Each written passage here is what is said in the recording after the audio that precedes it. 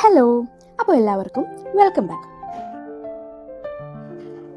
ഞാനിപ്പോൾ അധികം മിസ് ചെയ്യുന്നത് നല്ല റിലാക്സ്ഡ് ആയിട്ടുള്ള അധികം തിക്കും തിരക്കും ബഹളങ്ങളൊന്നും ഇല്ലാത്ത സ്ലോ മോർണിംഗ്സ് ആട്ടോ. അതായത് നല്ല ചൂട് ചായയും പിന്നെന്താ വല്ല പുട്ടും കടലയോ ഇഡ്ഡലിയും സാമ്പാറോ ഒക്കെ ആസ്വദിച്ച് കഴിച്ച് TV ഒക്കെ ഓൺ ചെയ്തൊരു സിനിമയൊക്കെ കണ്ട് അങ്ങനെ റിലാക്സ്ഡ് ആയിട്ട് പോകുന്ന രാവിലെ. വീക്കെൻഡ്സിൽ ഇതൊക്കെ നമുക്ക് കിട്ടുന്നുണ്ട് കേട്ടോ. അല്ലാത്ത ദിവസം രാവിലെ തന്നെ ഒരു തിക്കും തിരക്കും ബഹളമായിരിക്കും.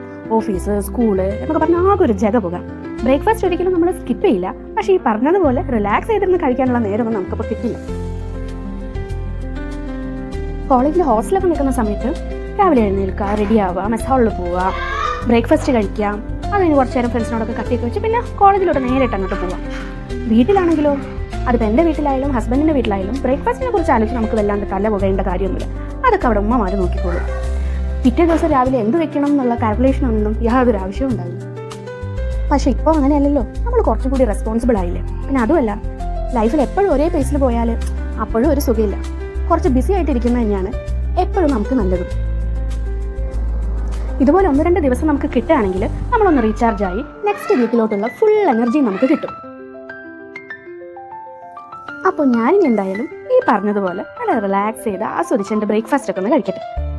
അപ്പോൾ ശരി, ഞാൻ നെക്സ്റ്റ് വീഡിയോയിൽ കാണാം. എല്ലാവരോടും ടാറ്റ, ബൈ ബൈ.